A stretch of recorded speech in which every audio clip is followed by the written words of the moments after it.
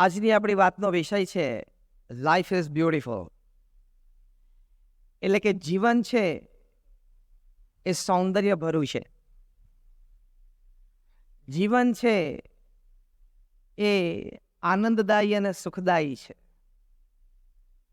જે હકીકત છે, જે વાસ્તવિકતા છે, આપણે ભલે દરેક ક્ષણે નહીં પણ અનેક વખત જીવનમાં દિવસ દરમિયાન આપણે એનો અનુભવ તો કરીએ છીએ.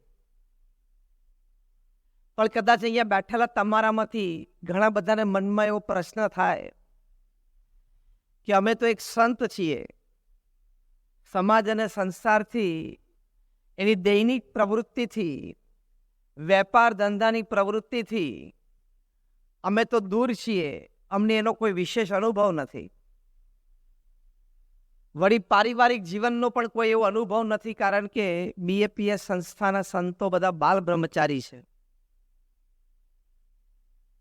એટલે એક લૌકિક દ્રષ્ટિએ જો મૂલ્યાંકન કરવા જઈએ તો જે સંતે સમાજ સંસાર એ છોડીને ભક્તિ અને વૈરાગ્યના માર્ગે ચાલે છે અને લાઈફ ઇઝ બ્યુટીફુલ એ ખબર કેવી રીતે પડે,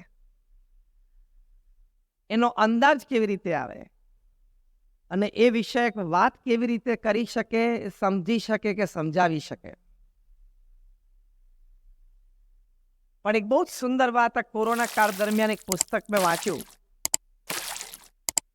પુસ્તકનું નામ હતું $1 ટ્રિલિયન કોચ. $1 મિલિયન કોચ નહીં, $1 બિલિયન કોચ નહીં, $1 ટ્રિલિયન કોચ. આ પુસ્તકમાં એક ફૂટબોલર અને ફૂટબોલ કોચ ત્યાર પછી જેમનું નામ બિલ કેમ્બેલ, એમણે અમેરિકામાં સિલિકોન વેલીમાં IT એક્ઝિક્યુટિવ્સને કેવી ટ્રેનિંગ આપી છે એ વિશે વાતો લખેલી છે. હવે આ બંને ક્ષેત્ર વચ્ચે આપણને ક્યારેય કોઈ દિવસ કોઈ સંબંધ દેખાય નહીં. ફૂટબોલ અને IT વચ્ચે કોઈ સંબંધ ખરો? હા કે ના? કોઈ રીતે કોઈ સંબંધ દેખાતો નથી. પણ this book contains the details કે how a footballer trained IT executive. અને સામાન્ય IT એક્ઝિક્યુટિવ્સ નહીં, ગૂગલ કંપનીના માલિક લેરી પેજને ટ્રેનિંગ આપી ફૂટબોલર બિલ કેમ્બેલે. ગૂગલ કંપનીના vice president products Eric Smith, એને પણ ટ્રેનિંગ આપી ફૂટબોલર બિલ કેમ્બેલે. સિલિકોન વેલીની એક બીજી મોટી IT કંપની, એના એક સિનિયર એક્ઝિક્યુટિવ જોનાથન રોઝનબર્ગ, એને પણ ટ્રેનિંગ આપી આ ફૂટબોલર બિલ કેમ્બેલે. એટલે ટ્રેનિંગ લેનાર વ્યક્તિઓ પણ કોઈ IT ક્ષેત્રમાં સામાન્ય નહોતા કે BIT થયા હોય, તાજો નવો હોય, પ્રાઇવેટ કોલેજમાંથી ગ્રેજ્યુએટ થયો 55% કોમ્પ્યુટરમાં એડમિશન લઈ આવે એવા નહોતા. ટોકિંગ ઓફ ગૂગલ, તો એ લોકોએ આ પુસ્તકમાં પોતાના અનુભવો લખ્યા છે કે અમને બિલ કેમ્બેલે શીખવાડ્યું શું, અમે એની પાસેથી શું શીખ્યા. તો બહુ જ સરસ વાત આ $1 ટ્રિલિયન કોચ પુસ્તકમાં લખાણી છે કે તમારે કોઈને કોચિંગ આપવું હોય, ટ્રેનિંગ આપવી હોય, તો એ કંપનીના પ્રોડક્ટ વિશે જાણવાની તમારે કોઈ જરૂર નથી. એ કંપનીના મેન્યુફેક્ચરથી માંડીને સેલ્સ સુધીના સ્ટ્રક્ચર જાણવાની તમારે કોઈ જરૂર નથી. એ કંપનીની સેલ્સ અને માર્કેટિંગ પોલિસી વિશે તમારે જાણવાની કોઈ જરૂર નથી. તો આપણને આશ્ચર્ય થાય ને કે આ બધું જાણવાની જરૂર ના તો પછી એ કંપનીના એક્ઝિક્યુટિવ્સે ટ્રેનિંગ શું આપી. આ $1 ટ્રિલિયન કોચ પુસ્તકમાં IT એક્ઝિક્યુટિવ્સ અનુભવ લખ્યા છે કે બિલ કેમ્બેલે અમને એક જ વાત શીખવાડી જે મૂળભૂત હતી કે તમે જે સિનિયર મેનેજમેન્ટમાં ટીમ મેમ્બર્સ છો, પછી મિડલ મેનેજમેન્ટમાં તમે જે ટીમ મેમ્બર્સ છો, અને જ્યાં લોઅર મેનેજમેન્ટમાં ટીમ મેમ્બર્સ છો, એક ટીમ તરીકે તમે જ્યારે સાથે કામ કરો છો, તમારે અંદર એકબીજા પ્રત્યે સંપ અને સહિષ્ણુતા કેટલા છે, એકબીજા પ્રત્યે તમારે આદર અને પ્રેમ કેવો છે, એકબીજાને તમે કેટલા સ્વીકારો છો, એકબીજાની ભૂલને ઢાંકવાનો કેટલો પ્રયત્ન કરો છો, એકબીજાને કેટલા પૂરક બનો છો, એકબીજાના વિચારોને સમજવાનો કેટલો પ્રયત્ન કરો છો, અને ઓફિસમાં ટીમ તરીકે તમે સાથે બેસીને ધંધાના વિકાસની ચર્ચા કરતા હોય એ સિવાયના કોઈ સમયમાં તમે પરિવાર સાથે મળીને એકબીજા સાથે આનંદ કરો છો કે નહીં? આટલી જ વાતો અમને બિલ કેમ્બેલે શીખવાડી, કારણ કે બિલ કેમ્બેલે અમને એવું કીધું કે ફૂટબોલમાં skills are important, more important is team work and coordination. The same applies in your business. બિઝનેસમાં પણ વ્યક્તિગત રીતે આવડત, હોશિયારી, બુદ્ધિમત્તા, અનુભવની કિંમત ખૂબ છે, પણ એના કરતાં પણ મોટી કિંમત છે ટીમવર્કની. ટીમવર્ક યોગ્ય હોય તો બિલ કેમ્બેલે આઈટી એક્ઝિક્યુટિવ્સને એવું શીખવાડ્યું, product is a by product, sales is a by product, marketing is a by product. એ જાતે ખીલશે, ખુલશે અને તમને લાભ થશે. હવે એક ફૂટબોલર છે એ આઈટી એક્ઝિક્યુટિવ્સને ટ્રેનિંગ આપી શકતો હોય તો બીએપીએસ સ્વામિનારાયણ સંસ્થાના સંતો ભગવાન સ્વામિનારાયણ વખતથી એક સ્વામિનારાયણીય પ્રણાલિકા છે કે સમાજની વચ્ચે રહે છે, ઘરે ઘરે ફરે છે, પરિવારના પ્રશ્નોને સાંભળે છે અને સમજવાનો પ્રયત્ન કરે છે અને એમાં ચર્ચા કરીને ઉકેલ આપવાનો પ્રયત્ન કરે છે. તો પછી એમને પણ કંઈક ટ્રેનિંગ અને કોચિંગ આપવાનો અધિકાર તો કુદરતી આવી જાય છે ને.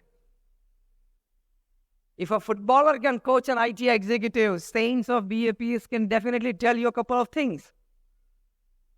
અને એનાથી મોટી વાત, અમારા ગુરુ પ્રમુખ સ્વામી મહારાજ, જેમનો જન્મ શતાબ્દી મહોત્સવ અમને અમદાવાદમાં ખૂબ ધામધૂમપૂર્વક 1 મહિનાનો ઉજવાણો. 30 દિવસમાં 1,21,00,000 લોકો આવ્યા, રોજના 4 લાખ લોકો આવ્યા. 15 જેટલા પ્રદર્શનો અને લાઈવ પ્રેઝન્ટેશન હતા.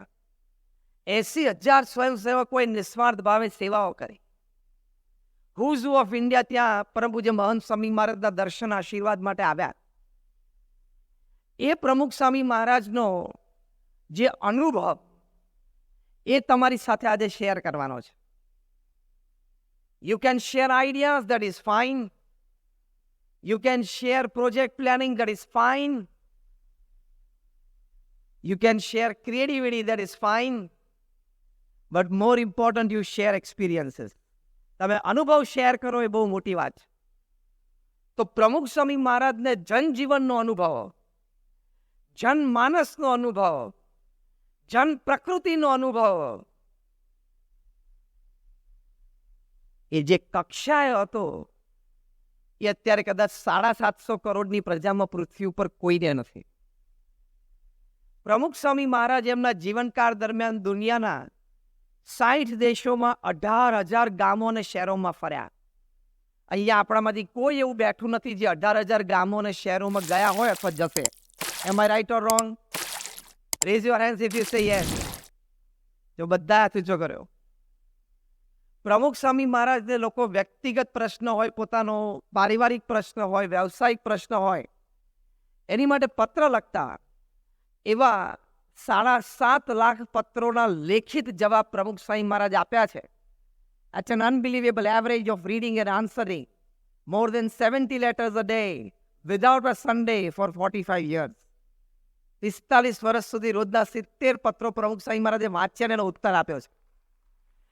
અને ઉત્તર ફક્ત આશીર્વાદ નહીં, સ્પષ્ટ અને સચોટ નિર્ણય, માર્ગદર્શન, આશ્વાસન અને આશીર્વાદ. Responsible answering. અને આજે તમને સમાજમાં એક પણ એવી વ્યક્તિ નહીં મળે કે મેં પ્રમુખ સ્વામી મહારાજને પત્ર લખેલો, મારા પ્રશ્નનું સમાધાન પ્રમુખ સ્વામી મહારાજે મને લેખિત સ્વરૂપમાં આપ્યું, એ સમાધાન પ્રમાણે હું ચાલે, હું આજે દુઃખી છું, એવું એક પણ વ્યક્તિ તમને નહીં મળે. કેટલો જનમાનસ, જન પ્રકૃતિને એમને અનુભવ. પોતે સવાર બપોર સાંજ વ્યક્તિગત મુલાકાત આપતા. એમના જીવનકાળ દરમિયાન એમને 40 લાખ એટલે કે 4 મિલિયન લોકોને વ્યક્તિગત મુલાકાત આપી, એમની સાથે વાર્તાલાપ કર્યો, એમનો પ્રશ્ન સાંભળ્યો, સમાધાન કરી આપ્યું. તમારામાંથી પણ ઘણા બધા બેઠા હશે જે પ્રમુખ સ્વામી મહારાજને વ્યક્તિગત મળ્યા હશે. જસ્ટ રેઝ યોર હેન્ડ્સ, તમે પ્રમુખ સ્વામી મહારાજને વ્યક્તિગત મળ્યા હોય તો. સેંકડોની સંખ્યામાં આપણે હાથ ઊંચા કર્યા. 3.5 લાખ ઘર, ફેક્ટરી કે ઓફિસમાં એ જાતે ગયા, પધરામણી કરી, લોકોને સંસ્કૃત કરવા માટે, નિર્વ્યસની કરવા માટે, સંતાનોને તમે શિક્ષણ માટે સ્કૂલે મોકલો એ પ્રેરિત કરવા માટે. આ સ્ટેટિસ્ટિક્સ માઇન્ડ બોગલિંગ છે.